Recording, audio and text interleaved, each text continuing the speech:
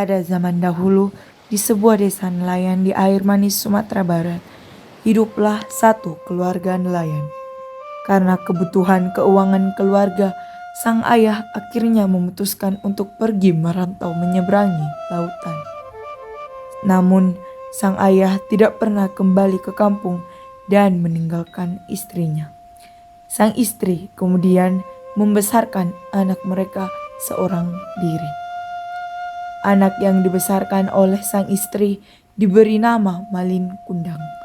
Beranjak dewasa, Malin merasa iba pada ibunya yang harus bersusah payah menafkahi mereka, sehingga berniat untuk merantau bersama sebuah kapal dagang. Ketika menceritakan tentang niatnya, sang ibu tidak mengizinkan Malin untuk pergi. Mande Rubayah tidak rela ditinggal anak sematawayangnya. Ia juga takut Malin akan menjadi seperti ayahnya yang pergi dan tidak pernah kembali ke kampung. Meski ditolak sang ibu, Malin tidak berhenti membujuknya. Melihat kegigihan Malin, Mande Rubaya pun mengizinkannya pergi, meski dengan berat hati. Setelah meyakinkan ibunya bahwa dirinya akan baik-baik saja, Malin pun pamit dan meninggalkan ibunya seorang diri di desa. Malin.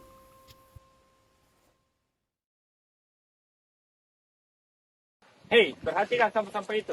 Ambil sampah itu tanpa ada tersisa sedikit pun. Setiap hari harus berhadapan dengan badai dan tak tahu nasib kita esok hari. Aku harus menjadi kaya dan meninggalkan kehidupanku yang seperti ini. Seiring berjalannya waktu, ucapan Malin Kundang bukan hanya omong kosong belaka. Kini ia telah berubah menjadi saudagar kaya raya yang memiliki anak buah dan kapal yang besar. Bisnisku semakin lancar. Ini berkat bantuanmu, Nak Malin. Saya yang seharusnya berterima kasih kepada Tuhan karena telah mempercayakan semuanya kepada saya.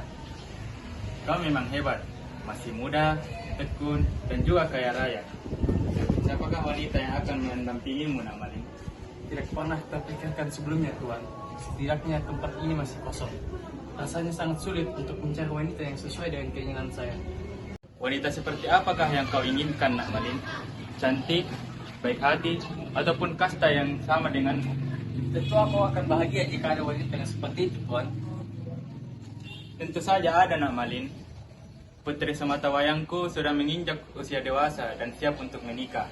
Kalian pasti akan sangat serasi di pelaminan nanti. Tuhan, ini bisa saja. Tentu saja saya akan sangat bersyukur jika bisa memperistri dengan anak Tuhan. Ya, aku akan sangat senang jika kamu yang akan menjadi menantuku. Baik, Tuhan. Hingga akhirnya diadakanlah pesta besar-besaran di kediaman Tuan kaya raya itu. Semua orang hadir bersuka cita menghadiri pernikahan Malin Kundang. Pesta mereka sangat mewah dan meriah, hingga tersebar ke segala penjuru kampung. Di balik senangnya kehidupan Malin, tanpa ia ketahui, ternyata sang ibunda sering pergi ke pantai untuk menanti kedatangannya.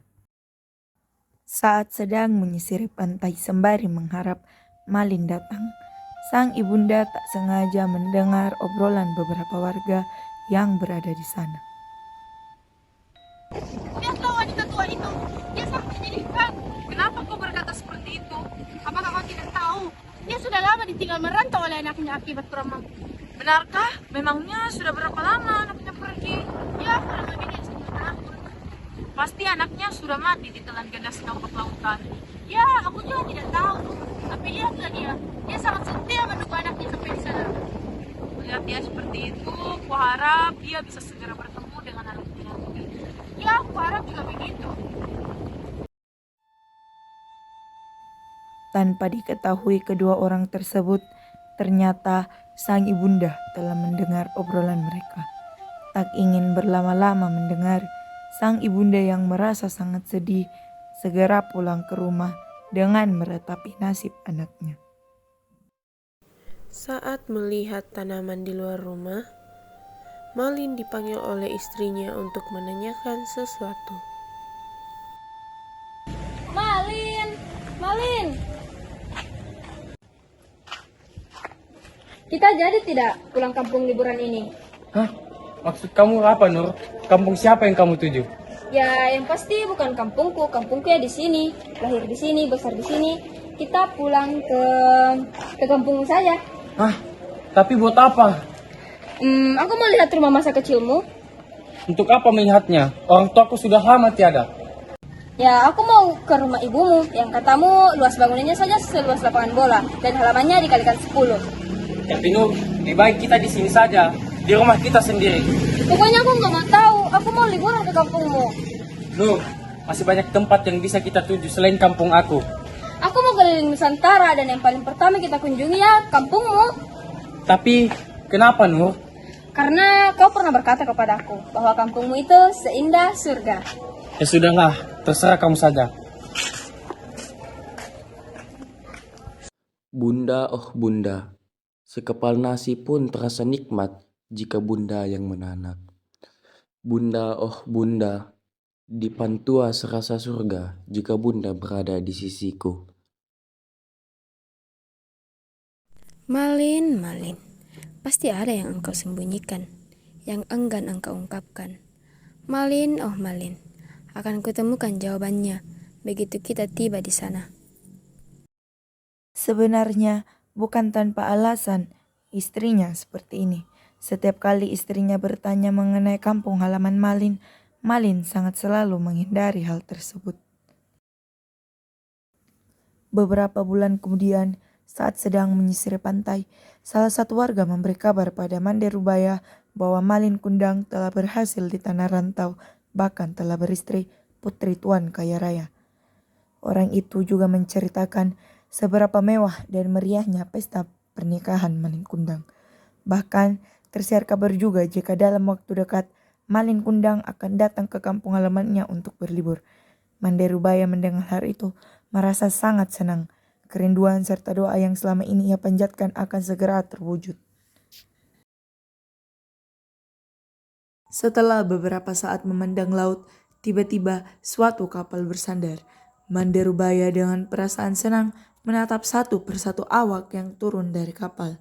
Tak lama, sosok Malin Kundang terlihat keluar dari kapal bersama istrinya dengan memakai pakaian yang sangat mewah.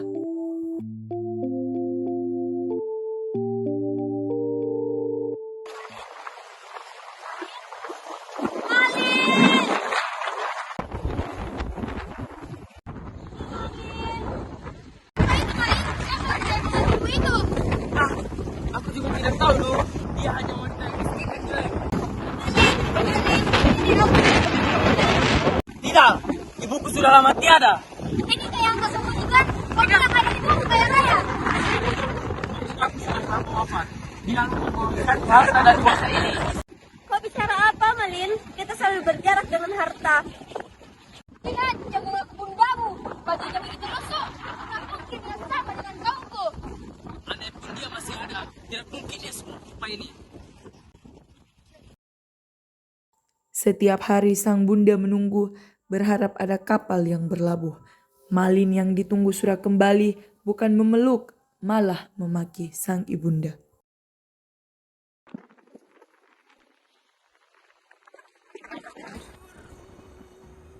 Oh langit yang kelabu, berubahlah menjadi gembungku. Hujan telah tiada, ombak berbelumlah dari temanku yang memberikan hal manusia.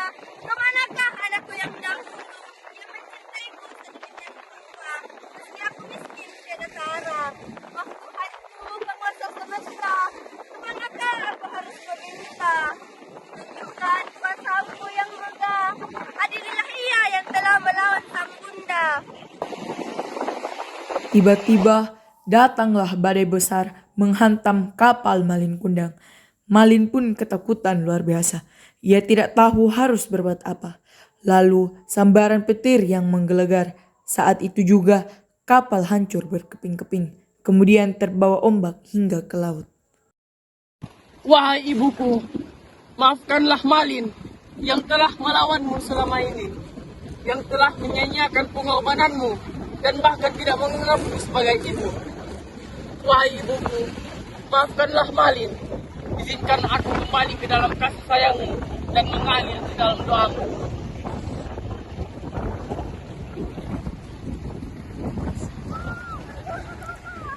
Esoknya, saat matahari pagi muncul di ufuk timur, badai telah reda. Di pinggir pantai terlihat kapal yang telah menjadi batu, itulah kapal Malin Kundang. Tampak sebongkah batu yang menyerupai tubuh manusia, itulah tubuh Malin Kundang, anak durhaka yang dikutuk ibunya menjadi batu. Di sela-sela batu itu berenang-renang ikan teri, ikan belanak, dan ikan tenggiri. Konon, ikan itu berasal dari serpihan tubuh sang istri yang terus mencari keberadaan Malin Kundang. Inilah kisah Malin Kundang. Pulang ke kampung tiada niatan, menghina bunda saat bersua. Bunda pun merana, semesta menjadi murka. Malin, oh Malin, namamu bergema sepanjang masa. Kau sakiti hati bundamu, maka jadilah engkau menjelma